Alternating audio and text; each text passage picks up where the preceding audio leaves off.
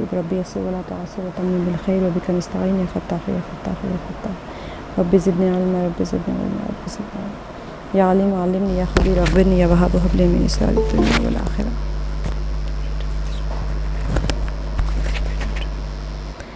چلیے آج ہمارا نماز فہمی کورس کا چوتھا دن ہے.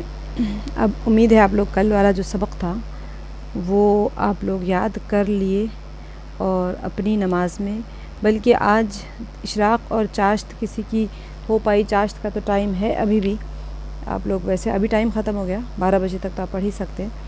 تو تھوڑا سا کوشش کریے اشراق کی مہن تھوڑا سا کریں. آج ہم اس کو ریوائز کریں گے اس کے فضائل دوبارہ سے، تاکہ تھوڑا سا ریوائو ہو جائے آپ لوگوں کو. اور جو ہم تسبیحات کرے تھے اس کا ترجمہ یاد کرنے کی کوشش کریے. ایک ایک چیز کا یاد کریے اور اس کو اپلائی کریے نماز میں انشاءاللہ. ہر رکعت میں 4 رکعت آپ جو پڑھے، پھر اس کے بعد میں کوشش کریے کہ اگر بھول گئے تو وہ چیز کو ایک دوبارہ سے دیکھ لیجئے. تو دن بھر میں 1 دن 2 دن یا 3 دن میں میکسیمم آپ لوگ کو یاد ہو جائیں گے انشاءاللہ. کہ صورتیں بلکہ جو تسبیحات ہے اس کی آپ اپلائی کرتے جائیں گے. ہلکا ہلکا سا ہم تھوڑا ڈیٹیل میں جائیں گے. میں سوچی تھی کہ آج اوابین کا اور تہجد کا بتاؤں گی، لیکن تھوڑا سا 1-2 دن میں گیپ دوں گی بیچ میں، کیونکہ نفل نمازیں جتنی ہیں اس سے امپورٹنٹ آپ لوگ کو اپلائی کرنا ہے. چاشت اور اب کی اشراق اگر آپ کی آ گئی عمل میں تو انشاءاللہ پھر ہماری اوابین اور تہجد تو ویسے ہی آپ لوگ پڑھتے ہوں گے. تہجد کی میں آپ کو ڈیٹیلز اس کے اندر بتاؤں گی.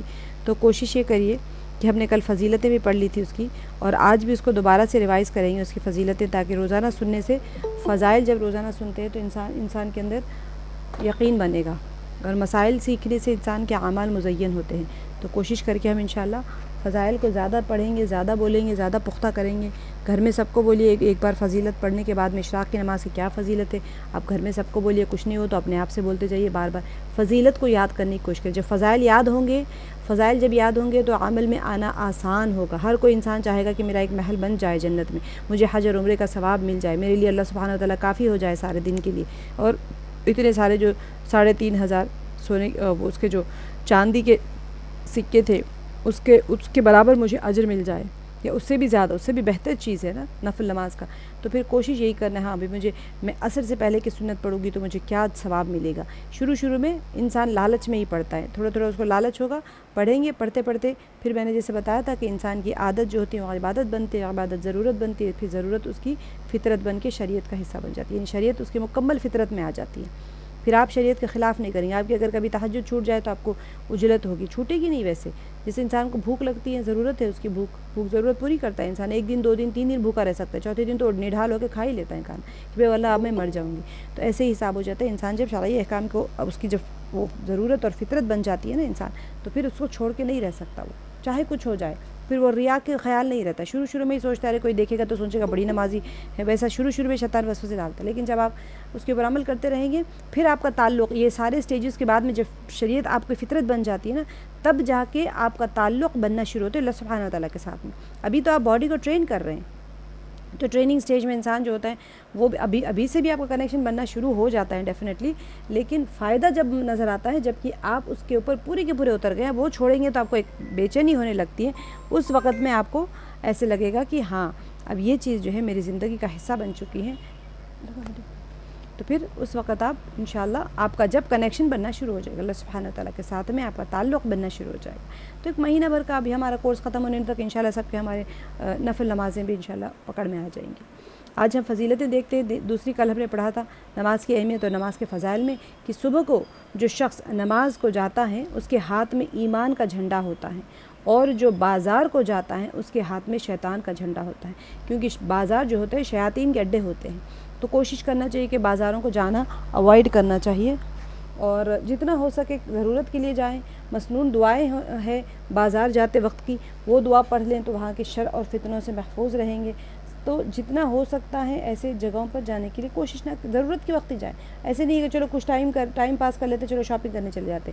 تو یہ طریقہ ہم جو عموماً اب دیکھیں، سب سے اہم چیز میں آپ کو بتانا چاہوں گی کہ پہلے بازاروں کو جایا جاتا تھا، اب بازار آپ کے موبائل کے اندر آ گئے. تو آدھا دن لوگوں کا امیزون پہ چلا جاتا ہے، فلپکارٹ پہ چلے جاتے ہیں سامان کو ڈھونڈنے میں. جتنا ہم بازار میں وقت گزارا کرتے تھے اتنا ہی وقت جو ہے آج کل موبائل کے اوپر گزارا جا رہا ہے، کیونکہ موبائل بھی تو بازار ہی بن گئے. آپ بازار کو جا کے شیاطین کے اڈوں پہ جانے کی ضرورت نہیں، شیاطین کے اڈے خود ہمارے گھروں میں آ گئے. تو اسی وجہ سے بازار سے مراد بازار ہی نہیں ہے، بازار سے مشابہ ہر وہ چیز ہے جو کہ آپ کی استعمال میں ہے۔ نشہ کہتے ہیں نا، نشہ جس طرح حرام ہے، تو آپ کوئی چیز کو استعمال کر رہے ہیں، اتنا وہ چیز استعمال کر رہے ہیں کہ آپ کی عقل کے اوپر وہ چیز غالب آ گئی ہے، تو جا کے وہی نشہ ہو جاتا ہے۔ نشہ کر کے انسان دھت پڑا رہتا ہے کہیں پر، تو آپ کوئی ایسے کام میں مبتلا ہو گئے کہ آپ کو ہوش ہی نہیں ہے نمازوں کا اور کوئی اعمال کا۔ نماز میں انسان غلطی کر دیتا ہے نا نشہ کر کے، تو ایسے ہی نماز اذان ہو رہی ہے، نمازوں کا ہوش نہیں ہے، تو یہ ساری چیزیں انسان کی عقل کے اوپر غالب آ جاتی ہیں، وہ بھی نشے کی ہی طرح ہوتی ہیں، تو اس کو بھی اسی طرح اس سے بھی اسی طرح بچنا چاہیے۔ بے شک کہ حرمت کا نہیں حکم ہے، لیکن پھر آپ کو بچنا تو اسی طرح چاہیے۔ تو ایسے ہی موبائل کے اندر جو امیزون شاپنگ، فلپکارٹ شاپنگ ہے، جو کچھ بھی آپ ٹائم لگا رہے ہیں اس کے پیچھے، تو اپنے ٹائم کو حساب کریں کہ آپ کیا روزانہ بازار جاتے ہیں کپڑے لینے کے لیے، جوتے لینے کے لیے، کچھ کام کے لیے نہیں جاتے، تو پھر موبائل کے اوپر بھی اتنی دیر جائیں گے تو گویا کہ آپ بازار میں ہی ہیں، اور مسنون اعمال بھی پڑھ لیں اور یہی سوچیں کہ میں جو ہے کہاں پر ہوں، ابھی میں شیطان کا جھنڈا لے کر جا رہی ہوں۔ صبح صبح اٹھ کے لوگ چلو دیکھتے ہیں کچھ نئی چیز پروڈکٹ آ گیا ہے کیا، اور اس چیز سے تھوڑا سا اپنے آپ کو بچایا کریں۔ دوسری جو فضیلت ہے کہ ظہر کی نماز سے پہلے 4 رکعتوں کا ثواب ایسا ہے جیسا کہ تہجد کے 4 رکعتوں کا ہے۔ کل ہم نے پڑھا تھا سنت کا جو پڑھا تھا، تو ظہر کی نماز سے پہلے 4 رکعتوں کا ثواب ایسا ہے گویا کہ دیکھیں ہم نے جو کل دیکھ لیا تھا، یہ ظہر سے پہلے کی سنتیں ہیں، ظہر سے پہلے کی سنت موقدہ ہے، ٹھیک ہے، تو اس سے پہلے پڑھنے کا ثواب سبحان اللہ آپ اپنے لیے پڑھ رہے ہیں، اللہ سبحانہ تعالیٰ ایسے ہی اجر دے رہے ہیں آپ کو تہجد کی 4 رکعتوں کی طرح۔ آگے کی فضیلت ہے کہ ظہر سے پہلے جب آدمی نماز کو کھڑا ہوتا ہے تو رحمت الہی اس کی طرف متوجہ ہو جاتی ہیں۔ سبحان اللہ، یہ ایک فضیلت اور یہ حدیث مبارکہ ہے کہ جب انسان نماز کے لیے کھڑا ہو جاتا ہے، کل بھی ہم پڑھ رہے تھے کہ اللہ سبحانہ تعالیٰ کی رحمت اس کی طرف متوجہ ہو جاتی ہے، اور اللہ تعالیٰ فرماتے ہیں کہ میں اس کے لیے کافی ہو گیا سارے دن کے کاموں کے لیے۔ تو اللہ کی رحمت، ہر بندہ چاہتا ہے کہ میرے گھر میں اللہ کی رحمت آئے، تو پھر وہ نمازوں میں اہتمام کرے اور کثرت سے نمازیں پڑھا کرے۔ افضل ترین نماز جو ہے آدھی رات کی ہے، مگر اس کے پڑھنے والے بہت کم ہیں۔ یہ بھی حدیث مبارکہ ہے کہ تہجد کے وقت کی نماز کا اہتمام کرنے کے لیے کہا جا رہا ہے کہ افضل ترین نماز ہے تہجد کی نماز۔ نیند تھوڑی سی جاتی ہے، تھوڑا سا اٹھے اور اللہ سبحانہ تعالیٰ کے سامنے راز و نیاز کی باتیں ہونے کا وقت ہوتا ہے۔ جیسے ایک بیان میں فرما رہے تھے کہ کیا ہوتا ہے کہ انسان جو ہوتا ہے نا، ریزرویشن کاؤنٹرز ہوتے ہیں، جب آپ کبھی ٹکٹس لینے جاتے ہیں تو بہت زیادہ رش جب ہو جاتا ہے تو ایک آدھے گھنٹے کے لیے 1 گھنٹے کے لیے ایک اسپیشل ونڈو کھولتے ہیں وہ لوگ، یا سینئر سٹیزنس کے لیے یا کچھ اس طرح کے لوگوں کے لیے۔ وہ وہاں آدھے گھنٹے میں وہ لوگ کو جلدی سب لائن میں سے نکالتے، چھوٹے بچوں والے ہوتے، کوئی باہر ٹریول کرنے والے تو امیگریشن کے لائنز میں ہوتے، بچے والے اور بوڑھے اور سینئر سٹیزنس کو الگ لائن میں لے کے چلے جاتے کہ بھئی ان کا بچہ تنگ کر رہا ہوتا ہے، باقی لوگوں کو الگ لائن میں کھڑا کیا جاتا ہے۔ ایسے ہی کہیں پر بھی آپ چلے جائیں تو ایسے سینئر سٹیزنس کو اور پریگننٹ وومن کو اور بچے والوں کو الگ لائن میں کھڑا کیا جاتا ہے، کیونکہ وہ اسپیشل کینڈیڈیٹس ہوتے ہیں، ان کی ضرورت جلدی پوری کی جاتی ہے۔ تو ایسے ہی تہجد کے لیے مثال کے طور پہ میں آپ کو بتا رہی ہوں، وہ بیان میں بتا رہے تھے کہ تہجد کے وقت میں ایسے ہی اسپیشل ونڈو کھلتی ہے کہ آپ جو ہے عام لوگوں کی ایک بڑی لمبی لمبی قطاریں ہوتی ہیں، وہ ٹائم پہ ایک اسپیشل ونڈو کھلتی ہیں، اسپیشل کیسز کو وہاں سے آپ کا جلدی 50 لوگوں کی لائن کھڑی ہے، وہاں سے آپ میں سے چن کے ان کو نکال لیا جاتا ہے اور پھر وہ کاؤنٹر پہ آپ کو لے جایا جاتا ہے، کیونکہ آپ اسپیشل ہو، وہاں پر سینئر سٹیزن ہو، پریگننٹ ہو یا پھر چھوٹے بچے والے ہو، تینوں کے لیے الگ لائن بنتی ہے۔ آپ کا کام آنن فانن ہو جاتا ہے، وہ بندہ وہیں کھڑا رہتا ہے جو دوسری لمبی لائن میں کھڑا ہوتا ہے۔ ایسے ہی تہجد کے وقت میں دعائیں ایسے ہی اسپیشل ونڈو کھلتی ہیں جہاں پر آپ کی دعائیں جلدی جلدی قبول ہو جاتی ہیں، تو اس اسپیشل ونڈو کی فیسلٹی کو اویل کرنا چاہیے نا۔ اب دوسرے جو جوان لوگ کھڑے ہوتے کہتے ہیں یار ہمیں بھی موقع مل جاتا تو ہم کتنا اچھا آرام سے اپنا ٹکٹ کروا کے چلے جاتے ہیں۔ ہم لوگ اکثر بینیفٹ میں ہوتے تھے، امیگریشنس میں ہم جاتے تھے تو ہمیں سب سے پہلے الگ ونڈوز میں لے کے چلے جاتے تھے، کیونکہ چھوٹے بچے ہوتے تھے ساتھ میں، کبھی گود میں ہو رہے کبھی تو یہ جو لوگ اسپیشل فیسلٹیز اویل کرتے ہیں ان کو اندازہ ہوتا ہے کہ ہاں یہ فیسلٹی کتنی اہم ہوتی ہیں، کیونکہ آپ کا ٹائم بچ جاتا ہے، آپ کیری نہیں کر سکتے اپنا۔ تو ہم بھی اپنے وقت کو اپنے چاہتے ہیں اگر ہم کہ ہمارے کام بن جائیں دنیا اور آخرت کے، ہمیشہ یاد رکھیں دنیا اور آخرت کے۔ دعا کا تو ہم نے آلریڈی پڑھ لیا تھا کہ جو بندہ مانگتا ہے وہی ملنا ضروری نہیں ہے اس کو، جو ہم مانگتے اگر ہمارے لیے بہتر ہے تو اللہ سبحانہ تعالیٰ عطا کر دیتے۔ اسی لیے اللہ سبحانہ تعالیٰ کے فیصلوں کے اوپر راضی رہنا سب سے بڑی عبادت اور اطاعت ہے۔ اللہ تعالیٰ ہمارے حق میں جو کر رہے ہیں وہ ہمارے حق میں وہی بہتر ہے، لیکن اس کے علاوہ بھی تو بہت کچھ ہے مانگنے کے لیے. اللہ کی رضا مانگے, اللہ تعالیٰ سے اللہ کی دوستی مانگے, اللہ کی ولایت مانگے, نمازوں کا خشوع مانگے, نمازوں کی پابندی مانگے, قرآن پاک کی تلاوت مانگے, قرآن پاک کے فہم مانگے, قرآن سے حاصل ہونے والی ہدایت مانگے. جو اللہ نے قرآن پاک میں اوامر فرمائے, کرنے کے احکام فرمائے, وہ کرنا ہمارے لیے آسان ہو جائے. جن چیزوں سے رکنے کے لیے کہا گیا وہ رکنا ہمارے لیے آسان ہو جائے. اور اللہ تعالیٰ دنیا میں زندگی میں اللہ کے فیصلوں کے مطابق ہمیں جینا بتا دے. جن کے حقوق ادا کرنے کے لیے کہا گیا ہے, ان کے حقوق ہم خوشی کے ساتھ ادا کریں, مجبوری اور بوجھ کے ساتھ میں نہیں. دیکھیں کتنی ساری چیزیں مانگنے کی جو اللہ سبحانہ وتعالیٰ قرآن پاک میں خود کہہ رہے ہیں. جنت میں کتنے درجے ہیں, حساب کتاب کے لیے جنت تو بہت دور ہے نا. دنیا کی ہی کتنی چیزیں ہیں. انسان جھوٹ سے, دھوکے سے, فریب سے, اپنے آپ کو غیبت سے, بہتان سے, چغلی سے, حسد سے, کینہ سے, یہ ساری چیزوں سے بچنے کے لیے ہر روز مانگے. ایک صلاۃ الحاجت پڑھیں اور مانگے کہ اللہ میری زبان سے میں جو جھوٹ مذاق میں بھی بولتی ہوں وہ عادت میری چھوٹ جائے. میں اگر بہتان لگا رہی ہوں, اگر کیا سبھی لگاتے ہیں ایک دوسرے کے اوپر بہتان, وہ بہتان سے مراد کیا ہوتا ہے؟ سامنے والے کے اندر وہ خصلت نہیں ہے اور آپ نے کہا, وہ بہتان ہے. غیبت وہ ہوتا ہے جو اس کے اندر وہ خصلت موجود ہوتی ہے لیکن آپ نے پیچھے اس کے بارے میں کہا. جو چیز ہے وہ کہا تو وہ غیبت ہے. جو چیز ہے ہی نہیں اس کے بارے میں آپ تذکرہ کر رہے ہیں اس کے پیچھے, تو وہ بہتان ہے. تو وہ بہتان عام ہو گیا نا. بہتان, غیبت, چغلی ہوتی ہے. کسی کی بات اٹھائی, کسی کے سامنے کہہ دی, فساد ہو گیا ان کے بیچ میں, تو چغلی ہو گئی. یہ ساری چیزیں ہمارے اندر ہے, بیماریاں ہیں, یہ باطنی بیماریاں ہیں. تو ہم اس کے لیے صلاۃ الحاجت پڑھ کے اللہ سے مانگیں, اللہ میرے اندر سے یہ باطنی بیماریاں ختم ہو جائے. اب اللہ تعالیٰ سے محبوبیت مانگے, ولایت مانگے, اللہ تعالیٰ سے کرم مانگے, فضل مانگے. بہت ساری چیزیں مانگنے کی. ہم تو صرف نوکری مانگتے ہیں, بچوں کی شادیاں مانگتے ہیں, بچوں کے بچے مانگتے ہیں. وہ ایسی چیزیں مانگتے ہیں جو ہمارے نصیب میں آلریڈی ہو چکی ہیں. پھر بھی مانگنا چاہیے, ڈیفینیٹلی اس کی عافیت مانگنی چاہیے. مناجات مقبول میں آپ نے دیکھا تھا کیا کیا نہیں ہے چیزیں مانگنے کی. سبحان اللہ. تو اسی وجہ سے مانگنے کی چیزیں بہت ہیں جس کے لیے اسپیشل ونڈو کھلوانی چاہیے. اللہ سبحانہ و تعالیٰ صبح ہر روز کھولتے ہیں اسپیشل ونڈو, تو وہ ٹائم پہ جا کے اس فیسلٹی کو اویل کرنا چاہیے. آگے ہے, میرے پاس حضرت جبریل علیہ السلام تشریف لائے اور کہنے لگے, اے محمد صلی اللہ علیہ وسلم, خواہ کتنا ہی آپ زندہ رہیں, آخر ایک دن مرنا ہے, اور جس سے چاہیں محبت کریں, آخر ایک دن اس سے جدا ہونا ہے. اور آپ جس قسم کا بھی عمل کریں, بھلا ہو یا برا ہو, اس کا بدلہ ضرور ملے گا. اس میں کوئی تردد نہیں کہ مومن کی شرافت تہجد کی نماز ہے اور مومن کی عزت لوگوں سے استغنا ہے. سبحان اللہ. مومن کی شرافت تہجد کی نماز ہے اور مومن کی عزت استغنا ہے, لوگوں سے استغنا, یعنی اپنے آپ کو غنی کر لینا. غنی سے مراد لوگوں سے کوئی آپ مدد طلب کر رہے ہیں, آپ کا دل اگر جب غنی ہو جاتا ہے آپ کو کوئی چیز کی ضرورت محسوس ہی نہیں ہوتی. غنا مانگنی چاہیے. اللہ تعالیٰ مغنی ہے, اللہ تعالیٰ سے ہمیں غنا مانگنی چاہیے, کیونکہ غنا ایسی تسکین ہوتی ہے دل میں جب آپ کو کوئی چیز کی ضرورت ہی نہیں محسوس ہوتی. آپ سوچتے نہیں میرے پاس تو سب ہے. ایک بندہ بیمار بستر پہ پڑا ہوا ہے, وہ ایک بندے کو اللہ تعالیٰ نے اگر دل کے غنا عطا فرما دی, جیسے ایوب علیہ السلام تھے. ایوب علیہ السلام کو کبھی لگتا ہی نہیں تھا کہ وہ بیمار ہے اور ان کو کوئی پریشانی ہے. وہ تو ہمیشہ سوچتے تھے کہ میں تو بڑے آرام سے ہوں. لوگ کہتے تھے کہ اتنی بیماریاں ہو گئی, سڑ گئے, جسم ہو گیا. جب جبریل علیہ السلام تشریف لائے تھے ان کو شفا مل گئی تھی, تو ان کی اہلیہ زوجہ محترمہ جب تشریف لائیں وہاں پر, تو ایک بہت خوبصورت جوان کی شکل میں ان کو عمر بھی واپس لوٹا دی گئی تھی, جوانی واپس آ گئی تھی, بیماری بھی ختم ہو گئی تھی. تو وہاں پر انہوں نے پوچھا, میرے شوہر یہاں پر تھے, کوئی جانور تو نہیں کھا گیا ان کو؟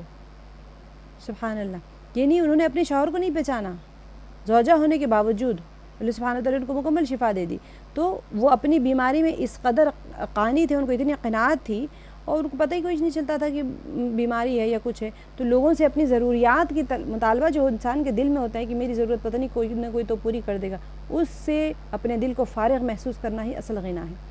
تو مومن کی عزت ہوتی ہے, آپ کسی سے کچھ طلب ہی نہیں کر رہے ہیں. مانگنا دیکھیے, ایک ہوتا ہے انسان مانگتا ہے ہاتھ پھیلا کے, نہیں مانگتا ہے چپ چاپ لیکن نظروں سے مانگتے ہیں. وہ بھی نہ ہو تو اس کی باڈی لینگویج سے لگتا ہے کہ اس کو ضرورت ہے اور یہ مانگ رہا ہے. زبان سے نہیں مانگتے, آنکھوں سے نہیں مانگتے, لیکن کہیں نہ کہیں کسی نہ کسی طریقے سے اپنی ضرورت کا اظہار کر دیتا ہے کہ اس کو یہ ہو کہ طلب ہوتی ہے کہ کوئی میری مدد کر دے. تو اس سے انسان کی عزت چلی جاتی ہے. چاہے کسی بھی قسم کی مدد آپ دل میں رکھتے ہو, وہ لوگ اس کی عزت نہیں کرتے. پھر یہ تو ہمیشہ ہی کوئی نہ کوئی چیز کا مطالبہ کرتا ہی رہتے. تو مومن کی عزت کیا ہے؟ لوگوں سے استغنا ہے. آگے فرمایا, آخر رات کی 2 رکعتیں تمام دنیا سے افضل ہیں. اگر مجھے مشقت کا اندیشہ نہ ہوتا تو امت پر فرض کر دیتا. سبحان اللہ. یہ تہجد کی نماز کا ہے کہ آخر رات کی 2 رکعتیں تمام دنیا سے افضل ہیں. تمام دنیا سے افضل ہیں۔ اب ایک سیکنڈ کے لیے بیٹھ کے سوچے دنیا میں کیا کیا نہیں ہے۔ اگر میں آگے کہوں کہ بھی فلاں سب سے اچھا لوکیشن سمجھ لے بنجارہ ہل سے، جوبلی ہل سے، یا آپ کو پتہ ہے کوئی جوہو ہے بامبے کا، کوئی ایسی جگہ ہو جہاں پر 10 کروڑ 15 کروڑ 50 کروڑ کا محل ہوتا ہے، گھر ہوتا ہے، بہترین محل ہوتا ہے، آپ کو کہیں کہ بھئی یہ چیز آپ لے لیں صحیح، یا ایک طرف ہے 2 رکعت تہجد کی نماز، تو بھی کہا جائے گا کہ 2 رکعت تہجد دنیا کی تمام چیزوں سے افضل ہے، دنیا کے ہر شے سے افضل ہے۔ دیکھنے میں کچھ نہیں لگ رہی ہے نا 2 رکعت نماز، ایسے ہی نماز ہی تو ہے، گھر تو 50 کروڑ کا گھر ہے بھی، آپ لے لو تو آپ کے 10 نسلیں بیٹھیں گے اس میں آرام سے۔ پھر بھی اللہ سبحانہ وتعالیٰ فرما رہے ہیں کہ تہجد کی آخر رات کی 2 رکعتیں تمام دنیا سے افضل ہے۔ اگر مجھے مشقت کا اندیشہ نہ ہوتا تو امت پر فرض کر دیتا، سوچے فرض ہوتی تو، کیونکہ آپ صلی اللہ علیہ وسلم کو پتہ تھا کہ امت کمزور ہے، لیکن پھر بھی اس کے اندر یہ اشارہ ہے کہ تہجد کا ہمیں اہتمام کرنا چاہیے۔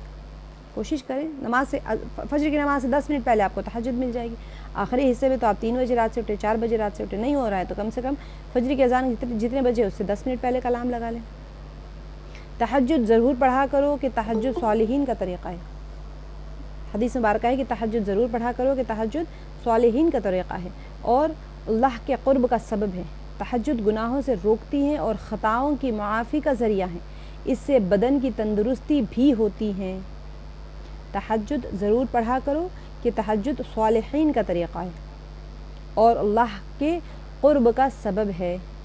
اللہ تعالیٰ کا بندہ کوئی قرب حاصل کرنا چاہتا ہے، اللہ کا قرب جب حاصل ہو جاتا ہے، دیکھیں جب انسان جس چیز کے قریب ہوتا ہے نا، اس کے اثرات اسے منتقل ہونا شروع ہو جاتے ہیں، اس سے نفع حاصل ہونا شروع ہو جاتا ہے۔ ایک بندہ مثال کے طور پہ خوشبو کے پاس بیٹھا ہوا ہے تو وہ خوشبو لگا نہیں رہا ہے، مشک کے پاس بیٹھا ہو لیکن اس کی روح معطر ہو رہی ہوتی ہے، آپ ایک اپنے آپ کو فریش فیل کر رہے ہوتے ہیں۔ آپ دیکھیں کبھی جائیں نان کی روٹی کی دکان پہ چلے جائیں، آپ نان خریدیں نہ بلکہ صرف بیٹھے رہیں وہاں پر، خوشبو آتی رہے گی، آپ سیراب ہوتے رہیں گے، آپ کو لگے گا کہ میرا پیٹ بھر گیا۔ پھول کی دکان پہ جائیں، آپ کو لگے گا اتنا آپ کو روحانی سکون ملے گا وہاں پر کہ اتنی اچھی تازی خوشبو آتی رہی، چاہے گلاب کی تازی پھولوں کی خوشبو، چاہے چمیلی کی ہو، چاہے کوئی بھی چیز کی خوشبو، وہ خوشبو سے آپ کی روح ایسے معطر ہوتی رہتی ہے، آپ ایک سکون محسوس کرتے ہیں، جیسے ایک اروما تھراپی جیسی ہوتی ہے، اس کے اندر آپ کو اندر سے آپ کو غصے میں بھی بندہ پھولوں کے پاس بیٹھے تو اس کا غصہ اپنے آپ زائل ہونا شروع ہو جاتا ہے۔ تو یہ اس کے اثرات ہوتے ہیں، قرب کے اثرات ہوتے ہیں، جس چیز کے قریب ہوتے ہیں آپ، اس چیز کے اثرات آپ میں منتقل ہوتے ہیں۔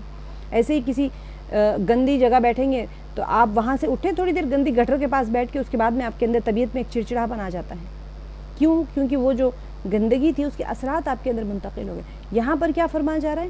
تہجد اللہ کے قرب کا سبب ہے۔ سوچیں اللہ سبحانہ وتعالیٰ کا قرب کسی بندے کو حاصل ہو جائے، بندہ اللہ سبحانہ وتعالیٰ کے تمام صفات کا مظہر ہوتا ہے دنیا میں، تو جتنی وہ کوشش کرتے رہتا ہے اس کے اندر وہ تمام صفات ابھرتی رہتی ہیں۔ جو آپ دیکھیں نیک اور دیندار لوگ ہوتے ہیں ان کے اندر اللہ سبحانہ وتعالیٰ کی صفات مبارکہ ظاہر ہوتی ہیں، کیونکہ بندہ اللہ سبحانہ وتعالیٰ کے صفات مبارکہ کا مظہر ہوتا ہے دنیا میں۔ تو جب آپ کے اندر ظاہر آپ اللہ سبحانہ وتعالیٰ کی جو ذاتی صفات ہے، جو صفات ہوتی ہیں، وہ اللہ سبحانہ وتعالیٰ کی جو خاص اللہ کے ساتھ میں ہی متصل جو ہوتی ہیں چیزیں، وہ تو ظاہر سی بات ہے صرف اللہ کے لیے ہے، لیکن باقی تمام جو صفات ہوتی ہیں وہ انسان کے اندر ظاہر ہونا شروع۔ تو رحم اللہ کی صفت ہے تو بندے کے اندر بھی رحم کا مادہ آ جاتا ہے، رزاق اللہ کی صفت ہے تو بندے کے اندر بھی دوسروں کا خیال کرنا اور رزق ان کو پہنچانے کی صفت آ جاتی ہے۔ تو یہ قرب سے قرب اصل میں بہت وسیع معنی میں آ جاتا ہے۔ تو انسان تہجد میں اللہ کا قرب حاصل ہوتا ہے، اور تہجد گناہوں سے روکتی ہے۔ ایک انسان بہت زیادہ گناہ میں مبتلا ہے، آپ کو پتہ ہی نہیں چل رہا کہ نماز میرے گناہ کیسے مجھ سے چھوٹے، تو کوئی بات نہیں، تہجد کا اہتمام کریں، ہم سب گنہگار ہیں، لیکن تہجد کا اہتمام کرنے سے گناہوں سے وہ نماز روک دیتی۔ کیسے روکتی ہیں آپ کو تو نہیں نظر آئے گا نا، کیونکہ گناہ جو ہوتا ہے وہ شیاطین کرواتے ہیں آپ سے، انسان تو نہیں کرتا ہے، خود سے تو جا کے گناہ نہیں کرتا۔ تو آپ جب تہجد پڑھتے ہیں تو ممکن ہے کہ آپ کے اطراف میں ایسا مضبوط اور قلعہ بن جاتا ہے کہ شیاطین آپ تک پہنچ ہی نہیں سکتے، تو آپ سے گناہ سرزد نہیں ہوگا، اور خطاؤں کی معافی کا ذریعہ ہے۔ معافی انسان بہت زیادہ گناہوں سے روکتی ہیں، اور ہمارے سے آلریڈی گناہ ہو چکے ہیں تو اس کی معافی کیسے ملے گی؟ تہجد کے وقت میں انسان اتنا پیور سٹیٹ میں ہوتا ہے کہ اس کو اپنے ہر گناہ یاد آتے ہیں، وہ گناہ جو دن میں ہر درمی کر کے انکار کرتا رہتا ہے، وہ تہجد کے وقت اس کو یاد آ جاتا ہے کہ میں نے یہ گناہ کیا تھا، میں نے یہ گناہ کیا تھا، میں نے فلاں کو تکلیف دی تھی، میں نے فلاں کے ساتھ میں ایسا معاملہ کیا۔ اس وقت وہ اللہ سے معافی مانگتا ہے اور اس کی خطا معاف ہو جاتی ہے، اور اس سے بدن کی تندرستی بھی ہوتی ہے۔ آپ دیکھیں بدن بیمار کیوں پڑتا ہے؟ اعضا بیمار کیوں پڑتے ہیں؟ اعضا کا جو ہمارے بدن میں جو بیماریاں ہوتی ہیں ہمارے اپنے گناہوں کی وجہ سے ہوتی ہیں۔ گناہ کی وجہ سے انسان اتنا اپنے آپ کو گناہ میں ملوث کر لیتا ہے کہ پھر اس کے اعضا کے ذریعے سے وہ تکلیف ہوتی ہے، اس کے گناہ جھڑتے، گناہ کرے گا انسان تو ہم اب اگر کوئی بندہ یہ کہے کہ بھئی میں تو بڑا نیک ہوں، میرے درجے بلند ہو رہے ہیں، تو بہتر ہے، وہ سوچ سکتا ہے انسان۔ لیکن اکثر یہ ہوتا ہے کہ ہم تھوڑی بہت لغزشیں کرتے رہتے ہیں، چھوٹی بڑی لغزشیں ہوتی رہتی ہیں، ہر انسان سے ہوتی ہیں، جو ہمیں اگر پکڑ میں آ جائے، ہمیں پتہ چل جائے تو ہم معافی مانگ لیتے ہیں اللہ تعالیٰ سے، اور اگر ہمیں نہیں پتہ چلتی ہے تو پھر ہمارا جسم میں کبھی بیماری آتی ہے، کبھی کچھ آتی ہے، اللہ سبحانہ وتعالیٰ ہمیں پاک صاف کر رہے ہوتے ہیں۔ اور یہ قطعی غلط لوگوں کا کہنا ہوتا ہے کہ کسی کو کوئی تکلیف ہوتی ہے، کوئی بیماری آتی ہے تو لوگ کہنا شروع کر دیتے پتہ نہیں کیا بڑا گناہ کیا تھا، دیکھو کہ اللہ نے کس حالت میں مبتلا کر دیا ہے۔ بے انتہا غلط جملہ ہے، ہرگز نہیں کہنا چاہیے، کیونکہ ہر انسان خطا کار ہے، ہر انسان، کہنے والا بھی گنہگار ہے اور جس کے اوپر کوئی پریشانی آئی وہ بھی گنہگار ہے۔ نبی پاک صلی اللہ علیہ وسلم، میں نے آپ کو پرسوں بھی بتایا تھا، جو دم غافل سو دم کافر۔ ہمارا دل ایک لمحے کے لیے بھی اگر غافل ہو جائے اللہ کی یاد سے تو پھر وہ تو اولیاء اللہ کا تو یہ درجہ ہوتا ہے، وہ لمحہ ہم کافر تھے۔ ہم کتنی اللہ کی نافرمانیاں کر رہے ہیں تو ہم گنہگار کیسے نہیں ہوئے؟ اللہ تعالیٰ جو قرآن پاک میں فرما رہے ہیں، اتنے احکامات فرما رہے ہیں، ہمیں علم نہیں ہے، پھر بھی علم نہیں ہے، ہم سے نہیں ہو پا رہے وہ عمل، تو ہم سے چھوٹ رہے ہیں نا وہ عمل، تو اس کے تو ہم گنہگار ہوئے نا۔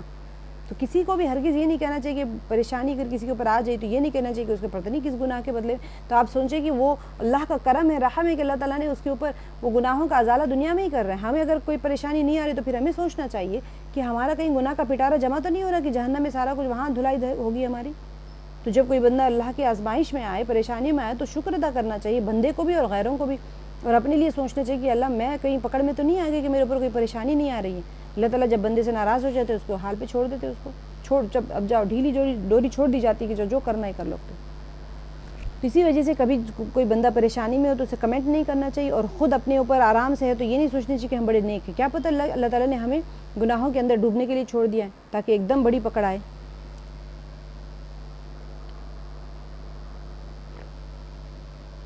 اللہ سبحانہ وتعالیٰ ارشاد، حق تعالیٰ شانوں کا ارشاد ہے کہ اے آدم کی اولاد، تو دن کے شروع میں 4 رکعتوں سے عاجز نہ بن جا، میں تمام دن تیرے کاموں کے لیے کفایت کروں گا۔ یہ ہم نے کل بھی کر لیا تھا، اس کی اشراق کی نماز کے لیے۔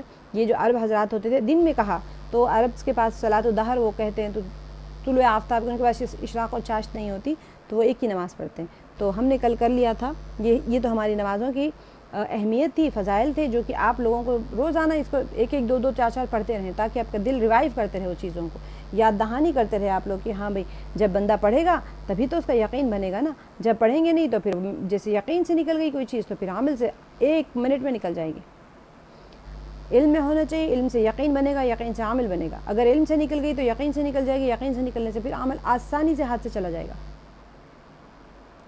ہم نے کل کر لیا تھا، میں اس کو ریویژن کے لیے اس کو نہیں نکالی تھی، وہی چیز یہاں پر بھی رکھی واپس، کہ نمازوں کے اندر جو 5 نمازوں کی رکعتوں کی تعداد میں نے بتائی تھی آپ لوگوں کو کل، کی فجر کی نماز 4 ہوتی ہیں، ظہر کی 12 ہوتی ہیں، عصر کی 8، مغرب کی 7، عشاء کی 17، جمعے کی تو چھوڑ دیں۔ تو سنت فجر میں سنت موقدہ 1 ہوتی ہے جو کہ فجر سے پہلے ہوتی ہیں، 12 رکعتیں سنت موقدہ کا ہم نے کل دیکھ لیا تھا، اور ظہر سے پہلے کی 4 رکعتیں سنت موقدہ ہے، اور مغرب سے دیکھیں عصر اور مغرب اور عشاء میں فرض نماز سے پہلے سنت موقدہ نہیں ہے، سنت غیر موقدہ ہے، جو ہماری عصر سے پہلے کی 4 ہے اور عشاء سے پہلے کی 4 ہے۔ اب سنت فرض کے بعد میں سنت موقدہ، ظہر کے بعد میں 2 رکعتیں، مغرب کے بعد میں 2 رکعتیں، عشاء کے بعد میں 2 رکعتیں، اور اسی طرح سے نفل نمازوں کا ہم نے کل پڑھ لیا تھا، اس کی فضیلت آج دوبارہ سے اس کی دہرائی کر لیں گے ہم لوگ، کہ نفل نماز ظہر کے بعد میں 4 سنت، 4 فرض، 2 سنت، 2 نفل، 4 سنت پہلے کی سنت موقدہ ہے، اور 2 سنت 4 جو ہماری فرض ہے اس کے بعد کی موقدہ ہے، ٹھیک ہے، اور 2 نفل ضرور پڑھ لیں، تو اس طرح 12 رکعت ہو جائیں گے ہماری ظہر کی نماز کے۔ عصر کے لیے 4 فرض سے پہلے 4 سنت پڑھ لیں، اس کی فضیلت ہم نے آلریڈی پڑھ لی ہے، اور مغرب سے 7 رکعت کیسے ہوئے، 5 رکعت ہونا چاہیے، 3 فرض ہے، 2 سنت موقدہ ہے، ضروری لازمی پڑھنا ہے، 2 رکعت نفل پڑھ لیں مغرب کے بعد میں، تو آپ کے اس طرح سے 7 ہو جائیں گے مغرب میں۔ عشاء کے اندر آپ دیکھیں، عشاء کے اندر آپ کو 4 فرض ہے آپ کے، اس سے پہلے سنت موقدہ کوئی نہیں ہے، 4 سنت غیر موقدہ ہیں، فضیلت کے لیے اعتبار سے غیر موقدہ میں آپ کو بتاؤں گی اس کی تعریفات، اور 4 فرض کے بعد میں 2 رکعت سنت موقدہ ہے، اس کے بعد میں 3 واجب الوتر ہے، ٹھیک ہے، 4 سنت 4 فرض 2 سنت 3 وتر پڑھ لیں، آپ کی نماز ہو جائے گی۔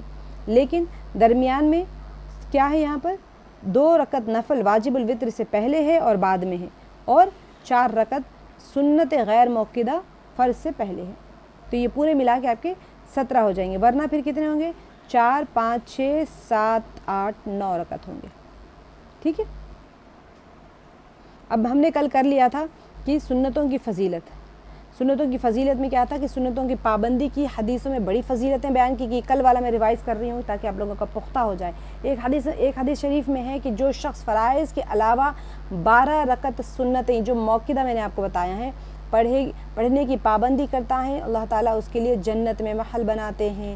4 رکعت ظہر سے پہلے، 2 رکعت ظہر کے بعد، 2 رکعت مغرب کے بعد، 2 رکعت عشاء کے بعد، 2 رکعت فجر سے پہلے، یہ ہو گئے آپ کی 12 سنت موقدہ، جس میں کہ ایک محل بن رہا ہے۔ آج پڑھی ہیں، آج محل بنا، کل پڑھیں گے، کل محل بنے گا، پرسوں پڑھیں گے، پرسوں محل بنے گا، 30 دن پڑھیں گے، 30 محل بن چکے ہوں گے۔ آپ کی عمر 40 سال کی ہے، 10 سال کی عمر میں یا 12 سال کی عمر میں آپ بالغ ہو چکے ہیں، تو آپ سوچیں آپ کے کتنے بن گئے۔ اور سنت موقدہ اگر کسی نے چھوڑ دیا ہے، اس کی قضا نہیں ہوتی ہے، تو پھر وہ اس کا محل چلا گیا۔ آج کا میرا دن چلا گیا، آج میں نے سنت موقدہ نہیں پڑھی تو میرا محل نہیں بنا۔ آج میرے ساتھ کوئی اور بندی ہوگی، اس نے پڑھ لیا تو اس کا محل بن چکا ہے، تو اسی لیے میرا آج کا محل کا لاس ہو گیا نا۔ تو انسان کیسے فائدے کا سودا کرتا ہے نا۔ اگر میں کہوں کہ وہاں پر جاؤ، روزانہ جا کے آ جاؤ، ایک محل مل جائے گا تو ہر روز جائے گا بندہ۔ سوچیں، امیجن کریں آپ جس بلڈنگ میں رہتے ہیں، آپ کے گھر کے اطراف میں کوئی بہت بڑی بلڈنگ ہے، دنیا کی کوئی چیز مثال کی لی ہی نہیں جا سکتی اخروی نعمتوں کے مقابلے میں، لیکن پھر بھی سمجھنے کے لیے آپ سوچیں بہت بڑا پیلس ہے، تو فلک نما پیلس ہی لے لیں، بہت بڑی ہوٹل ہے نا، فلک نما پیلس بھی ہوٹل میں تبدیل ہو گئی۔ اگر آپ سوچیں آپ کو روز ایک محل مل رہا ہے 12 رکعتیں، جس کے لیے ٹائم بھی 10 منٹ لگتا ہوگا زیادہ سے زیادہ، اس کے لیے آپ کو روز ایک محل مل رہا ہے، تو آپ کیا کریں گے؟ چھوڑ دیں گے؟ اہم چیز ہے، ہمیں سمجھنا چاہیے، کیونکہ کیونکہ تشبیہات ایگزامپلس کمپیریزن کے ساتھ نہیں ہم یاد رکھ سکتے۔ جب بھی دیکھیں سب سے بڑا محل دیکھیں، سوچیں اس جیسا میرا محل بن رہا ہوگا جنت میں، اور یقین رکھے اللہ سبحانہ وتعالیٰ بندے کے گمان کے ساتھ ہوتے، بندہ جو اللہ کے ساتھ میں گمان رکھتے، اللہ سبحانہ وتعالیٰ اس کے ساتھ وہی معاملہ کرتے ہیں۔ تو یا اللہ میرا آج کا عشاء کے صبح سوچ لیں سنت پر، تو آج میں پوری سنت موقدہ 12 رکعت پڑھوں گی اور میرا محل بن رہا ہے وہاں پر۔ چلے آپ جیسے ہی فجر کی پڑھے آپ کا محل بننا شروع ہو گیا، تو سبحان اللہ، اپنے اپنے محلات بنائیں خوب زیادہ، جنت میں جب ملیں گے تو دیکھیں گے کس کے پاس کتنے زیادہ محل ہے۔ تو عصر سے پہلے 4 رکعت سنت پڑھنے والے کے حق میں نبی کریم صلی اللہ علیہ وسلم نے دعا فرمائی ہے کہ اللہ تعالیٰ اس شخص پر اپنی رحمت برسائے جو عصر سے پہلے 4 رکعت سنت پڑھے۔ تو سنت موقدہ کا بہت زیادہ اہتمام کرے، جس کی اہتمام شروع ہو گئے ہیں وہ ضرور اپنے گروپ میں لکھ کے بتائیں۔ بہت لوگ پڑھتے بھی ہیں، میں یہ نہیں کہہ رہی ہوں کہ نہیں پڑھتے، جو پڑھتے ہیں ماشاءاللہ سبحان اللہ، اب تک آپ کے بہت محل بن چکے ہیں۔ جو لوگ نہیں پڑھتے وہ لوگ پابندی کریں سنت موقدہ پڑھنے کی، اور پڑھنے والے اپنا اپنا لکھیں کہ آپ کی کس کی ہو رہی ہیں پابندی سے۔ دیکھیں کبھی کبھی ہوتا یہ ہے کہ ہماری چھوٹی سی کوشش جو ہوتی ہے نا، اسے بہت سارے لوگ آمادہ ہو جاتے ہیں عمل کے لیے، اسی وجہ سے کوششوں کو ہمیشہ شیئر کرنا چاہیے۔ اور ہم نے فرض نماز کے بعد نفل کی بھی اہمیت پڑھ لی تھی کل، کہ نفل کی بھی اہمیت پڑھ لی تھی کہ فتح خیبر کی جو انہوں نے تقریباً 3000 تولے چاندی کمائی تھی فتح خیبر کے وقت میں، نفل ان کا بہت تجارت کرتے رہے، بیچتے رہے، خریدتے رہے، تو رسول اللہ صلی اللہ علیہ وسلم نے کیا ارشاد فرمایا تھا کہ میں تمہیں بہترین نفع حاصل کرنے والا شخص بتلاتا ہوں۔ انہوں نے پوچھا یا رسول اللہ وہ کون ہے، تو وہ نفع کیا ہے، وہ شخص نے کون ہے نہیں وہ نفع کیا ہے، تو آپ صلی اللہ علیہ وسلم نے کیا فرمایا کہ فرض نماز کے بعد 2 رکعت نفل پڑھنا کتنا بڑا فائدہ ہے، کہ تم نے جو دن بھر میں کمایا ہے نا 3000 تولہ چاندی، تو اس سے بھی بہتر سودا ہے یہ۔ تو فرض نماز کے بعد میں نفل پڑھنے کا اتنا بڑا ثواب ہے، تو اب اس کا تذکرہ کریں، بار بار تذکرہ کریں، اتنا کریں کہ یاد ہو جائے آپ لوگوں کو، پہلے فضائل یاد ہو جائے، آپ کو چاشت کے فضائل یاد ہو، آپ کو اشراق کے فضائل یاد ہوں، آپ کو نماز کے سنت موقدہ کے فضائل آپ کو یاد ہو جائیں، اور نماز کے بعد کے نفلوں کے فضائل آپ کو یاد ہو جائیں۔ اتنے تذکرے کریں، اس کے سب میں کریں، بار بار کریں، کہ کوئی نہیں ملتا ہے تو اپنے آپ سے کہتے رہیں، ہر روز صبح میں ایک بار کہیں کہ آج میرا محل بن گیا ہے۔ نماز اشراق کا بھی ہم نے کل کر لیا تھا، میں اس کو ریپیٹ نہیں کر رہی ہوں، آج ہمیں کیونکہ سورہ فاتحہ کا کرنا ہے۔ آپ لوگ اس کا سنت موقدہ اور نفل کے جب آپ لوگ کو فضائل یاد ہو جائیں گے، پھر میں آپ لوگوں کو ان کی بھی ریپیٹیشن کرواتی رہوں گی کلاس میں۔ میں نے یہ آج کی سلائڈ میں سے نکالا نہیں ہے اس کو، کیونکہ میں چاہ رہی ہوں کہ آپ لوگ ہر روز کے سبق میں اس کو ریوائز کریں۔ تعوذ کی اور کیفیت، تعوذ کی اور تسمیہ کی کیفیت میں نے آپ کو بتائی تھی، اعوذ باللہ من الشیطان الرجیم، اور اس کا کیا تھی ہماری کیفیت کہ شیطان ہمارے دین اور ایمان کا اور خاص طور پر ہماری نمازوں کا سخت دشمن گھات میں ہے، اے اللہ آپ ہی اس کے شر سے حفاظت فرما سکتے ہیں۔ کیونکہ میں آپ لوگوں کا نہیں سن پا رہی ہوں سبق، اسی لیے میں دہرا رہی ہوں تاکہ آپ لوگ سنتے سنتے اس کو پکا کر لیں۔ اور تسمیہ جو ہوتا ہے بسم اللہ الرحمن الرحیم، اور جب ہر اہم کام ہم جو کر رہے ہیں آپ کی مدد سے شروع کرنا چاہیے، تو نماز سے اہم کام کوئی اور نہیں ہو سکتا، اس لیے ہم پر رحم فرمائیے اور نماز اپنی مرضی کے مطابق ادا کرنے میں ہماری مدد فرمائیے۔ اللہ تعالیٰ سے یہ کیفیت ہونی چاہیے نماز کی۔ اور پھر سورہ فاتحہ کی کیفیت کیا ہونی چاہیے؟ سورہ فاتحہ کی کیفیت سورہ فاتحہ کی کیفیت ٹھہر ٹھہر کر سمجھ کر پورے خشوع و خضوع کے ساتھ میں پڑھے، ہر آیت پر اللہ تعالیٰ کے جواب کا خیال کریں۔ میں آج آپ لوگوں کو اس کی تفسیر بتاؤں گی کہ کیا جواب آپ کیا پڑھتے ہیں اور اللہ تعالیٰ کیا جواب دیتے ہیں۔ پہلے میں آپ کو مجموعی طور پہ بتاؤں گی، پھر اس کو زیادہ تفصیل کے ساتھ میں بتاؤں گی انشاءاللہ۔ اور دل کی پوری تڑپ کے ساتھ میں اللہ تعالیٰ سے سیدھے راستے اور ہدایت کی درخواست پیش کریں، کیونکہ ہمیں سب کو ضرورت ہے کس چیز کی؟ سیدھے راستے کی اور ہدایت کی ضرورت ہے، تو اللہ سبحانہ و تعالیٰ سے سیدھے راستے کی اور ہدایت کی طلب کریں۔ اس کے بعد میں کوئی صورت پڑھے، جب بھی ہم پڑھتے ہیں نا نماز کے سورہ فاتحہ کے بعد میں، تو پھر کیا سوچنا چاہیے کہ یہی میری دعا کا جواب ہے جو میرے زبان سے کہلوایا جا رہا ہے۔ سورہ فاتحہ کا ہم نے کل پڑھ لیا تھا کہ اعوذ باللہ من الشیطان الرجیم، بسم اللہ الرحمن الرحیم، الحمد للہ رب العالمین۔ آج ہم اس کا لفظی ترجمہ کر لیتے ہیں۔ بسم اللہ الرحمن الرحیم کا اللہ کے نام سے شروع کرتا ہوں جو نہایت مہربان بہت رحم کرنے والے ہیں۔ ٹھیک ہے، بسم اللہ الرحمن الرحیم، اللہ کے نام سے شروع کرتا ہوں جو نہایت مہربان اور بہت زیادہ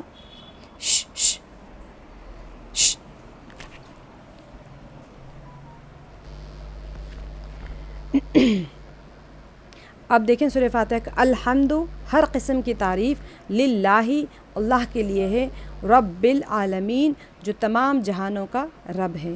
ٹھیک ہے، الحمد للہ رب العالمین، اس کو آپ سب نے ترجمے کے ساتھ میں یاد کرنا۔ الحمد ہر قسم کی تعریف اللہ کے لیے، للہ اللہ کے لیے ہے، رب العالمین جو تمام جہانوں کا رب ہے، جو ایکچولی ترجمے میں نہیں آئے گا۔ دیکھیں یہاں پر آپ کو جو تھوڑا سا کلر تھوڑا سا دکھایا جا رہا ہے، للہ اللہ کہیں گے تو اللہ کہے گا، لام پہلے آ گئے تو للہ اللہ کے لیے۔ ٹھیک ہے، رب عالمین جہانوں کے رب، یہ جمع کا صیغہ اسی لیے عالمین آیا ہے یہاں پر۔ اب دیکھیں یہ چیز کو دیکھ لیتے ہیں، الحمد تمام تعریفیں اللہ تعالیٰ کی فضیلت کے ساتھ اس کی جتنی بھی ثنا ہیں وہ ثنا بیان کرنے کے ہیں۔ اللہ سبحانہ و تعالیٰ کی فضیلت کے ساتھ میں اللہ کی ثنا بیان کرنے کے لیے استعمال ہوتا ہے تمام تعریفیں۔ ٹھیک ہے، اب یہ آپ کو میں نے بتایا تھا کہ آپ لوگ اپنا ایک مصحف بنائیں، قرآن پاک الگ رکھیں، جس کے اندر آپ لوگوں نے جب آپ پڑھ رہے ہیں سورہ فاتحہ پڑھیں، اب وہاں پر ٹک کرتے جائیں تاکہ آپ کو پتہ چلے الحمد اصل میں قرآن پاک میں بیائی نہیں ہے، قرآن میں 25 مرتبہ آیا ہے، اور مادہ اس کا جو ہوتا ہے وہ 63 اس کے کلمات آئے ہیں۔ میں آپ کو ابھی صرف اتنا ہی بتا رہی ہوں، آہستہ آہستہ جب ہم صورتیں کریں گے وہاں پر میں آپ کو بتاؤں گی کہ ہا میم دال جو ہے حمد کے لیے استعمال ہوتا ہے، اس کے روٹ ورڈ کے معنی کیا ہوتے ہیں۔ ایک منٹ جی، تو یہ جو الحمد ہے، الحمد آپ کو میں بتاؤں گی بعد میں کہ ہا میم دال اس کا روٹ ورڈ ہے، روٹ ورڈ سے میننگ کیا آتے ہیں میں آپ کو آہستہ آہستہ بتاؤں گی۔ ابھی کے لیے آپ لوگ اس کو الحمد تمام تعریفیں، رب پروردگار یعنی تربیت کرنا اس کے لیے استعمال ہوتا ہے، تو یہ جو ہے بیائی ہے قرآن پاک میں 124 ٹائمز ہے، یعنی رب لفظ پورے قرآن پاک میں۔ اب آپ اگر اس کو اب یہاں پر یاد رکھ لیں گے رب، تو آپ نے گویا کہ پوری کی پوری قرآن پاک کے 124 ٹائمز جہاں جہاں پر بھی یہ لفظ آئے گا آپ کو پتہ چل جائے گا کہ اس کا یہی میننگ ہے۔ ٹھیک ہے، حمد جہاں پر آئے گا تو تمام تعریفیں اللہ تعالیٰ کی فضیلت کے ساتھ میں اس کی ثنا بیان کرنے کے لیے آتے ہیں ہمیشہ۔ ٹھیک ہے، اب یہ دیکھیں رب جو لفظ ہے اسی مادے سے، مادہ یعنی روٹ ورڈ، را با اس کا روٹ ورڈ ہوتا ہے، اس سے 980 کلمات استعمال ہوئے ہیں قرآن پاک میں۔ اور عالمین جو ہے نا اصل میں عالم یعنی دنیا اور جہان، تو عالمین سارے جہان اور تمام عالم کو کہتے ہیں۔ ٹھیک ہے، اس کا میننگ اگر آپ دیکھیں نا، اب یہ بیائی نہیں ہے یعنی ایز اٹ از یہ 6 ٹائمز 6 دفعہ آیا ہے، 6 دفعہ استعمال ہوا ہے، اور مادے سے 852 کلمات آئے ہیں اسی مادے سے. علم، علم، ساری چیزیں آتی ہیں، الگ الگ آتی ہیں. بعینہ ہی جب ہم کہیں گے تو ایز اٹ از، یہ مادہ اس کا ہوتا ہے عین لام میم. ٹھیک ہے. اب علم جھنڈے کو بھی کہتے ہیں، علم کو بھی کہتے ہیں، عالم کو بھی کہتے ہیں، لیکن روٹ ورڈ اس کا عین لام میم ہی ہوتا ہے. تو اس سے 854 ٹائمس وہ استعمال ہوا ہے. تو آہستہ آہستہ میں آپ لوگوں کو بتاتی جاؤں گی. سلولی اینڈ سلولی آپ لوگ بتدریج جب سیکھیں گے نا تو ایک دم لوڈ نہیں پڑے گا آپ لوگوں کے اوپر. انشاءاللہ میں آہستہ آہستہ آپ لوگوں کو بتاؤں گی کہ کیسے کیسے روٹ ورڈ چینج ہونے سے، روٹ ورڈ تو وہی رہتا ہے لیکن الگ الگ ابواب سے آتے ہیں، الگ الگ مادے سے آتے ہیں، تو الگ الگ جیسے جیسے وہ تبدیل ہوتے چلے جاتے ہیں کیسے بدلتا ہے لفظ کے میننگ آپ دیکھتے جائیں گے جب انشاءاللہ. لیکن آپ کو یہ پتہ ہونا چاہیے کہ عالمین کتنے بار آئے ہیں اور اس کے مشتقات جو اسی مادے سے کلمات کتنے بار آئے ہیں. تو آپ کو گویا کہ 854 جگہ پر بھی یہی لفظ آ رہے ہیں تو آپ کو پتہ چل جاتا ہے اچھا یہ ہے کیا. تو آپ نے گویا کہ اتنے الفاظ سیکھ لیے ہیں. دوسرا جو ہے الرحمن الرحیم دوسری آیت ہے. میں اس کا تفسیر آپ کو اکٹھا کر دیتی ہوں 3 آیات کی. الرحمن الرحیم نہایت مہربان بہت رحم کرنے والے. تو بہت رحم کرنے والے اور نہایت مہربان ہیں. اس کا دیکھیں الرحمن جو ہے مہربان، رحم کا اطلاق اس ذات پر ہوتا ہے جس نے اپنی رحمت کی وسعت میں ہر چیز کو سما لیا ہے. میں آج آپ کو اس کی ڈیٹیل کی تفسیر بتاؤں گی. فعلان کے وزن پر صیغہ صفت کا ہے اور یہ بعینہ ہی 30 دفعہ آیا ہے اور مادے سے 563 کلمات آئے ہیں. را ح میم. ٹھیک ہے. یہ اس کا روٹ ورڈ ہے. دونوں میں وہی روٹ ورڈ ہے. را ح میم دونوں کے لیے. رحمان اور رحیم صرف باب چینج ہو گئی اس میں فعلان کا باب سے آیا ہے اور یہ بھی صفت کا صیغہ ہے اور یہ فعیل کے وزن پہ آیا ہے. ٹھیک ہے. اب یہاں پر مہربان بہت زیادہ رحمت والے ہیں، رحمت کرنے والے ہیں. اور یہاں پر کیا ہے؟ رحمان کا اطلاق اس ذات پر ہوتا ہے جس نے اپنی رحمت کی وسعت میں ہر چیز کو سما لیا ہے. کل بھی ہم نے کیا ہے، آج بھی اس کا ڈیٹیل سے تفسیر کریں گے انشاءاللہ. یہ بعینہ ہے قرآن پاک میں 25 مرتبہ 25 جگہ آیا ہے. بعینہ یعنی ایز اٹ از رحیم لفظ آپ کو 25 مرتبہ آیا ہے اور اسی مادے سے 563 کلمات آئے ہیں قرآن پاک میں. ٹھیک ہے. اب دیکھیں مالکی یوم الدین، مالک ہیں یوم الدین بدلے کے دن کا. دین کہتے ہیں ہم، دن کہتے ہیں نا، وہ اردو والا دن نہیں ہے. یوم کہتے ہیں دن کو، دین کہتے ہیں بدلہ یعنی جزا. جزا کے دن کا مالک ہے. اب مالک جو ہے نا بادشاہ جو کسی کے اوپر حکمرانی، بادشاہ رعایا کے اوپر حکمرانی کرتا ہے اور اس کا جمع ہوتا ہے ملوک. ٹھیک ہے. بعینہ قرآن پاک میں یہ 6 ہی جگہ آیا ہے اور مادہ اس مادے سے یہ 206 کلمات آئے ہیں. 206 کلمات آئے ہیں اسی مادے سے. میم لام کاف اس کا مادہ ہوتا ہے. اور یوم الدین روز جزا، یوم سے طلوع آفتاب سے غروب آفتاب تک کی مدت مراد ہوتی ہے. یوم یعنی دن. ٹھیک ہے. اور وقت پر بولا جاتا ہے. اب جہاں ایام بعینہ، اب یہاں پر یوم الدین اس کی جمع ہے ایام. اب یہ کس طرح سے آئے ہیں؟ بعینہ 10 مرتبہ آئے ہیں اور مادے سے 405 کلمات آئے ہیں یوم کے. تو یہ ہمارا تھا اس کا. اب اس کی تفسیر میں آپ دیکھیں سورہ فاتحہ، یہ جو سورہ ہے یہ فاتحۃ الکتاب، اس سے قرآن اور نماز شروع ہوتی ہیں. نازل اب جتنی بھی میں نے آپ لوگوں کو بتایا تھا نازل ہونے والی جتنی بھی صورتیں ہیں نا، اس میں سب سے ایک ہی سورہ ہے یہ جو کہ مکمل طور پہ نازل ہوئی ہیں. ٹھیک ہے. کیونکہ باقی سب اس سے پہلے جو سورہ نازل ہوئی تھے یہ سورہ مدثر ہے، سورہ مزمل ہے اور سورہ اقرا ہے. یہ صورتوں میں سے کچھ آیات نازل ہوئی تھی، لیکن مکمل سورہ جو نازل ہوا تھا وہ سورہ فاتحہ پہلی سورت ہے جو مکمل طور پہ نازل ہوئی تھی. اب یہ کیا ہے؟ پورے قرآن پاک کا متن ہے. اور کیوں ہم کہتے ہیں متن ہے؟ کیونکہ ہم اس کے اندر جب آپ تفسیر کریں گے تو میں آپ کو بتاؤں گی کہ کیوں اس کو ہم متن کہتے ہیں.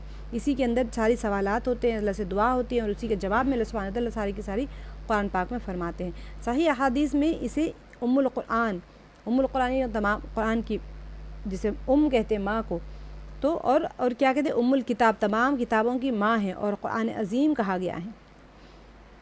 بندہ اس سورے میں راہ ہدایت کی درخواست کرتا ہے تو الف لام میم ذالک الکتاب سے اشارہ فرمایا گیا ہے کہ تمہاری درخواست کا جواب اس کتاب میں ہے. یہاں پر ہم کہتے ہیں اہدنا الصراط المستقیم. تو سورہ بقرہ شروع ہوا الف لام میم ذالک الکتاب، یہ کتاب ہے. تو یہ کیسے جواب مل رہا ہے؟ وہاں پر اہدنا الصراط المستقیم جب مانگا اللہ سے تو اللہ تعالیٰ نے کہا کہ یہ کتاب ہے جو تمہاری ہدایت کے لیے بھیجی گئی ہے. ہم نے ہدایت مانگی تھی تو یہ پوری کتاب میں جتنے احکامات ہیں سب تمہاری ہدایت کے لیے. تو آپ صلی اللہ علیہ وسلم نے قسم کھا کر فرمایا کہ کہ سورہ فاتحہ کی مثال نہ تورات میں ہے، نہ زبور میں ہے، اور نہ انجیل میں ہے، اور نہ خود قرآن پاک میں ہے۔ حدیث مبارکہ ترمذی شریف اور دوسری کتابوں میں اس کے حوالے فرمایا یہ ہر بیماری کی شفا ہے، اسی لیے اسے سورہ شفا بھی کہا، آیات شفا بھی کہا جاتا ہے، کیونکہ اس میں ہر بیماری کی شفا ہے۔ آپ سورہ فاتحہ کو 7 بار پڑھ کے دم کر دیں، ہر بیماری سے آپ کو شفا مل جائے گی۔ یقین ہو، انسان کو یقین ہونا چاہیے، اور سب سے اہم چیز یہ ہے کہ اس کو سمجھ کے پڑھنا چاہیے کہ اللہ سبحانہ و تعالیٰ کی ہم کیسے تعریف بیان کر رہے ہیں، کیا دعا مانگ رہے ہیں اس کی، اور ہم اپنے آپ کو کس طرح سے سپرد کر رہے ہیں اللہ تعالیٰ کے۔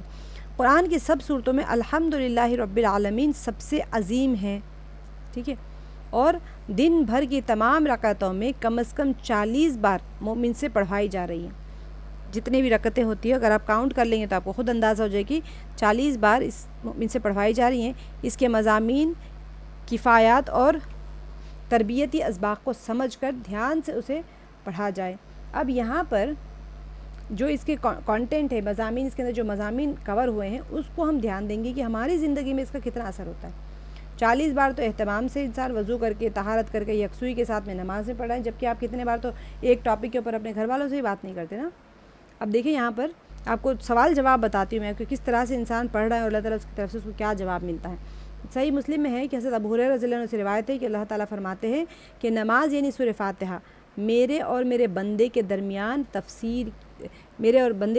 تقسیم کر دی گئی ہیں، ٹھیک ہے، آدھا میرے لیے ہے، نصف یعنی آدھا میرے لیے اور آدھا میرے بندے کے لیے ہے، اور میرے بندے کو میں وہ دیتا ہوں جو وہ مجھ سے مانگتا ہے، ٹھیک ہے۔ جب بندہ کہتے ہیں الحمدللہ رب العالمین تو اللہ تعالیٰ کہتے ہیں حمدنی عبدی، میرے بندے نے میری تعریف کی۔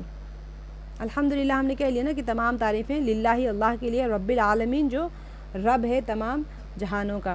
تو جب بندہ اللہ کی تعریف کر رہے ہیں تو اللہ تعالیٰ کیا کہتے ہیں حمدنی عبدی، میرے بندے نے میری تعریف کی۔ سبحان اللہ، اللہ تعالیٰ فوراً جواب دے رہے ہیں، آپ جیسے پڑھیں الحمدللہ رب العالمین، اللہ تعالیٰ کہ حمدنی عبدی، میرے بندے نے میری تعریف کی۔ جب بندہ کہتے ہیں الرحمن الرحیم تو اللہ تعالیٰ فرماتے ہیں اثنا علی عبدی، میرے بندے نے میری ثنا بیان کی۔ الرحمن بہت زیادہ رحم کرنے والے، بڑے مہربان ہیں، تو اللہ تعالیٰ کیا فرماتے ہیں، فوراً جواب دیتے ہیں اثنا عبدی، میرے بندے نے میری ثنا کی۔ آپ یہاں کھڑے ہو کے پڑھ رہے ہیں الحمدللہ رب العالمین، اور پیچھے دماغ میں چل رہا ہے کہ چولہے کے اوپر کوکر رکھا ہوا ہے، اس کے اوپر سیٹی آ رہی ہیں، پتہ نہیں سالن نہ جل جائے اور چاول رکھ کے آئی وہ ابل نہ جائے، اور اللہ تعالیٰ وہاں پر کہہ رہے ہیں کہ حمدنی عبدی، میرے بندے نے میری تعریف کی۔ کہاں سے تعریف کی ہم تو زبان سے پڑھ رہے ہیں، ہمارا دل تو کہیں اور ہے۔ تو جب آپ بات کر رہے ہیں اللہ تعالیٰ سے، اللہ تعالیٰ اس کا جواب دے رہے ہیں، تو ہمیں کیا چاہیے کہ اللہ کا جواب بھی تو سنیں۔ الحمدللہ رب العالمین حمدنی عبدی، میرے بندے نے میری تعریف کی۔ یہ پورے کا پورا آپ کو مکالمات یاد کر لینا چاہیے، چاہے بھلے آپ عربی میں نہ یاد کریں لیکن اردو میں ضرور یاد کریں، تاکہ آپ کو یہ تو پتہ چلے کہ جب آپ اللہ کی تعریف کر رہے ہیں تو اللہ تعالیٰ آپ کی تعریف کے اوپر رسپونڈ کر رہے ہیں کہ میرے بندے نے میری تعریف کی، تو میں سن رہا ہوں، میرے بندے تو نے میری تعریف کی، میں نے سن لی تیری تعریف۔ تو وہاں پر اللہ تعالیٰ کہہ رہے ہیں میرے بندے نے میری تعریف کی، تو ممکن ہے کہ فرشتوں کے سامنے کہہ رہے ہیں، خوش ہو کے کہہ رہے ہیں بندے سے خود کہ میرے بندے تو نے میری تعریف کی۔ اور جب بندہ کہتا ہے الرحمن الرحیم تو اللہ تعالیٰ فرماتے ہیں اثنا علی عبدی، میرے بندے نے میری ثنا کی، میرے بندے نے یہ بھی ثنا اور تعریف، حمد، مدح سب ایک ہی جملے کے ہوتے ہیں۔ مالک یوم الدین تو فرماتے ہیں مجدنی عبدی، میرے بندے نے میری بزرگی بیان کی۔ سبحان اللہ، دیکھیے مالک یوم الدین ہم کہہ رہے ہیں نا، بادشاہ ہے کس چیز کے، روز جزا کے بادشاہ ہے اللہ تعالیٰ، تو ہم تعریف کر رہے ہیں نا اللہ تعالیٰ تو بادشاہ ہے، بادشاہوں کے بادشاہ ہے، روز جزا کے بھی اللہ بادشاہ ہے۔ تو اللہ تعالیٰ فرما رہے ہیں کہ مجدنی عبدی، کہ میرے بندے نے میری بزرگی بیان کی۔ اور جب کہتا ہے ایاک نعبد و ایاک نستعین تو اللہ تعالیٰ فرماتے ہیں ھذا بینی و بین عبدی ولعبدی ما سأل، ھذا بینی و بین عبدی، یعنی یہ میرے اور میرے بندے کے درمیان کا معاملہ ہے، بندے نے مانگا، اب چلیں، اب وہ کیا کہہ رہے ہیں، کیا ایاک نعبد، ہم آپ ہی کی عبادت کرتے ہیں، وہ ایاک نستعین، اور آپ ہی سے ہم مدد طلب کرتے ہیں۔ تو اللہ تعالیٰ فرما رہے ہیں کہ یہ میرے اور میرے بندے کا معاملہ ہے، کیونکہ وہ میری عبادت کر رہا ہے اور مجھے سے مدد طلب کر رہا ہے، تو مجھے اس کی عبادت قبول کرنی ہے اور مجھے اس کو جو مانگ رہا ہے اس کو دینا ہے۔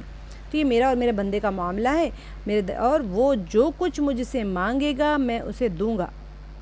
کیا فرما رہے ہیں، وَلِعَبْدِي مَا سَأَلَ، اور بندے کے لیے وہ ہے ما سأل، جو سوال کر رہا ہے، جو اس نے سوال کیا، ٹھیک ہے۔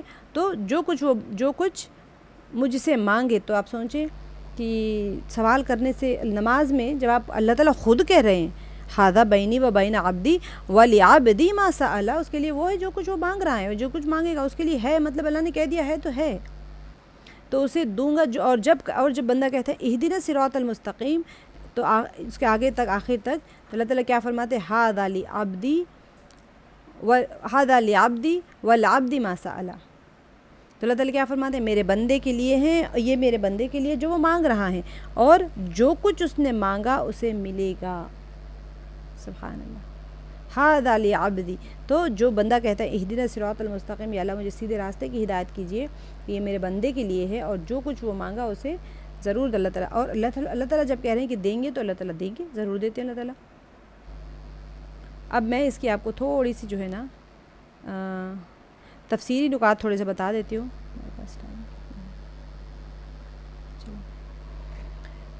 کلاس ہماری تھوڑی دیر سے شروع ہوئی تو اس کی تفسیری نکات ہم کر لیں گے انشاءاللہ. ہلکی سی تفسیر کر لیتے ہیں انشاءاللہ.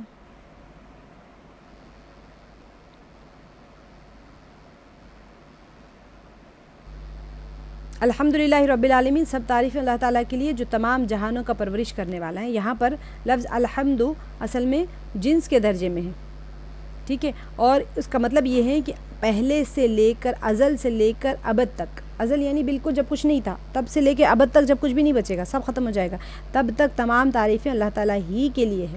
حمد کا معنی تعریف ہیں، اور امام ابن جریر رحمۃ اللہ علیہ نے شکر پر بھی محمول کیا ہے. تو میں آپ کو ہمیشہ بتاتی ہوں تعریف بھی ہے اور شکر بھی ہے اس کے اندر. گویا کہ حمد شکر کے معنی بھی دیتا ہے، اور میں نے آپ بتایا تھا لہٰذا شکر کا جو کلمہ بھی ہے اللہ تعالیٰ کے ہاں یہ بہت ہی پسندیدہ کلمہ ہے، کیونکہ اللہ یعنی اس کے ساتھ اللہ کے انعامات کا شکریہ بھی بولا جاتا ہے. الحمد دعا کا کلمہ بھی ہے. جب ان الفاظ کے ساتھ میں ہم بندے سے جب اللہ کی تعریف بیان کی جاتی ہے تو اللہ تعالیٰ کی مہربانیاں اور انسان کی طرف متوجہ ہو جاتی ہے، تو اسے دعا کرنے کی بھی ضرورت نہیں پڑتی، اور اس کا مقصد کیا ہے خود بخود پورا ہو جاتا ہے. اب میرے دل میں کچھ مقصد ہوگا، مجھے مانگنے ہی کوئی نہیں آتا، میری کیا پتہ مجھے گھٹنے میں درد ہوگا، میرے پیٹ میں گردے خراب ہو گئے ہوں گے، میرے پھیپھڑے خراب ہو رہے ہوں گے، مجھے کیا پتہ کیا خراب ہو رہے ہیں. میں کہہ رہی ہوں الحمدللہ رب العالمین، اللہ تعریف بھی بیان کر رہے ہیں، اللہ تعالیٰ کا شکر بھی ادا کر رہے ہیں، تو اللہ سبحانہ و تعالیٰ اس کے مقاصد کو پورا کر رہے ہوتے ہیں. ہمیں پتہ بھی کوئی نہیں ہوتا، اللہ تعالیٰ کئی مقاصد ہمارے پورے کر چکے ہوتے ہیں. تو حضور صلی اللہ علیہ وسلم کا فرمان ہے کہ افضل الذکر کیا ہے لا الہ الا اللہ، افضل الدعاء الحمدللہ، یعنی سب سے افضل ذکر لا الہ الا اللہ ہے، اور اس میں اللہ تعالیٰ کی وحدانیت کا ذکر ہے. لا الہ الا اللہ ہم کہتے ہیں نہیں ہے کوئی معبود سوائے اللہ کے، اور تمام دعاؤں میں افضل دعا الحمدللہ. اسی لیے نبی پاک صلی اللہ علیہ وسلم نے فرمایا کہ ہر بندے کو ہمیشہ الحمدللہ کہتے رہنا چاہیے. اور حضور علیہ الصلوۃ والسلام کا یہ بھی فرمان ہے کہ مؤمن ہر حالت میں اللہ تعالیٰ کی تعریف بیان کرتا ہے، یہاں تک کہ اگر اس کا کوئی عزیز بھی اس کی آنکھوں کے سامنے جان دے رہا ہو تو پھر کیا کرتا ہے مومن، پھر بھی الحمدللہ ہی کہتا ہے. یہ مومن کی صفت بیان کی گئی، اگر ہم نہیں کہہ رہے ہیں تو ہمیں وہ صفت اپنے اندر لانا چاہیے. جب کوئی شخص پورے اعتقاد کے ساتھ یہ کلمہ ادا کرتا ہے تو اللہ تعالیٰ فرشتوں کو حکم دیتے ہیں کہ اس شخص کے لیے جنت میں بیت الحمد تعمیر کر دو. سبحان اللہ. جب انسان، اللہ سبحانہ تعالیٰ فرما رہے ہیں کہ جب کوئی شخص پورے اعتقاد کے ساتھ یہ کلمہ ادا کرتا ہے،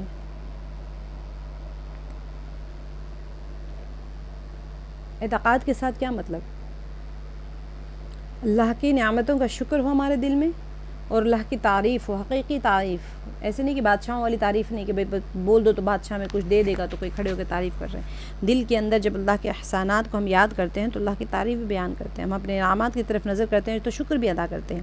تو یہ دونوں کیفیات انسان کے اندر جب ہوتی ہیں، اور ان کیفیات کے ساتھ میں جب بندہ پڑھتا ہے الحمدللہ رب العالمین، تو اللہ سبحانہ و تعالیٰ فرماتے ہیں کہ اس کے لیے جنت میں ایک محل تعمیر کرو جس کا نام ہے بیت الحمد.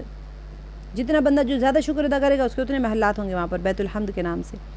حضور علیہ الصلوۃ والسلام کا یہ بھی فرمان ہے کہ مؤمن ہمیشہ یہی کہتا ہے الحمدللہ علی کل حال واعوذ باللہ من حال اہل النار، یعنی کہ کیا ہے ہر حالت میں اللہ تعالیٰ ہی کی حمد و ثنا ہے، اور میں دوزخ والوں کے حال سے اللہ تعالیٰ کی ذات کے ساتھ پناہ چاہتا ہوں.